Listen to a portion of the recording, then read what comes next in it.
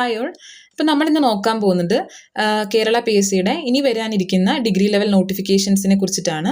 അപ്പോൾ ഇപ്പോൾ നമുക്ക് ഓൾറെഡി അറിയാം യൂണിവേഴ്സിറ്റി അസിസ്റ്റൻറ്റ്, അതുപോലെ തന്നെ കമ്പനി ബോർഡ് അസിസ്റ്റൻറ്റ്, അങ്ങനെ കുറേ വേക്കൻസീസ് വരുന്ന പോസ്റ്റൊക്കെ ഓൾറെഡി ഈ ഇയറിൽ റിക്രൂട്ട്മെൻറ്റ് നടക്കുവാണ്.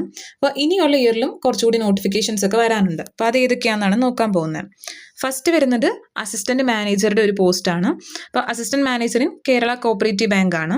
അപ്പം ഇതിൽ നമുക്കൊരു ഡിഗ്രി ഉണ്ട് എങ്കിൽ നമുക്ക് ഇതിനൊക്കെ അപ്ലൈ ചെയ്യാൻ പറ്റുന്ന എക്സാംസ്, ഡിഗ്രി ലെവൽ എക്സാംസ് ആണ് ഇതൊക്കെ. അപ്പം മോർ സ്പെസിഫിക് ആയിട്ട് ഇങ്ങനെ കൊമേഴ്സ്, കോർപ്പറേഷൻ എന്നൊക്കെ സ്പെസിഫൈ ചെയ്തിട്ടുള്ള എക്സാംസും വരാറുണ്ട്. പക്ഷെ നോർമലി ഈ ഒരു പോസ്റ്റ്, കേരള കോപ്പറേറ്റീവ് ബാങ്കിൻ്റെ ഈ ഒരു പോസ്റ്റിലേക്ക് നമ്മൾ ഡിഗ്രി ഉള്ള എല്ലാവർക്കും അപ്ലൈ ചെയ്യാൻ പറ്റും. നെക്സ്റ്റ് വരുന്നത് ജൂനിയർ എംപ്ലോയ്മെൻറ്റ് ഓഫീസറാണ്. ഇപ്പോൾ നാഷണൽ എംപ്ലോയ്മെൻറ്റ് സർവീസിൽ ജൂനിയർ എംപ്ലോയ്മെൻറ്റ് ഓഫീസറായിട്ടൊരു പോസ്റ്റ് ഉണ്ട്. അപ്പം ഇതും നമുക്ക് ഡിഗ്രി ഉള്ള എല്ലാവർക്കും അപ്ലൈ ചെയ്യാൻ പറ്റും. സ്പെസിഫൈ ചെയ്ത് ഈ ഒരു ഡിഗ്രി വേണമെന്ന്, സബ്ജക്റ്റിൽ ഡിഗ്രി വേണമെന്ന് പറയുന്നില്ല. ഡിഗ്രി ഉള്ള എല്ലാവർക്കും ഈ ഒരു പോസ്റ്റിലേക്കും അപ്ലൈ ചെയ്യാൻ പറ്റും. നെക്സ്റ്റ് വരുന്നത് SI ആണ്. അപ്പം അതിനും പറയുന്നത് ഡിഗ്രി തന്നെയാണ്.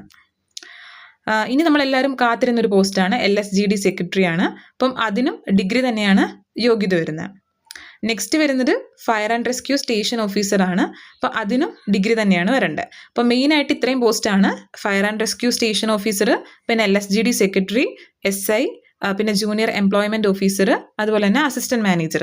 അപ്പം ഈ ഒരു പോസ്റ്റിലേക്കൊക്കെയുള്ള നോട്ടിഫിക്കേഷൻസ് 2026 ലാസ്റ്റ് ഡിസംബറിലോ അല്ലെങ്കിൽ 27 ഫസ്റ്റിലോ ഒക്കെ വരാൻ ചാൻസ് ഉണ്ട്. കാരണം ഈ എക്സാംസ് ഒക്കെ ഓൾറെഡി ഇപ്പം പബ്ലിഷ് ചെയ്ത ലിസ്റ്റൊക്കെ കഴിയാറായി. അപ്പം ഉടനെ തന്നെ ഈ നോട്ടിഫിക്കേഷൻസ് ഒക്കെ വരും. അപ്പോൾ നമുക്ക് പ്രിപ്പയർ ചെയ്ത് തുടങ്ങാം. കാരണം ഈ ഒരു നോട്ടിഫിക്കേഷൻസ് ഒക്കെ അത്യാവശ്യം നല്ല പോസ്റ്റുകളാണ്.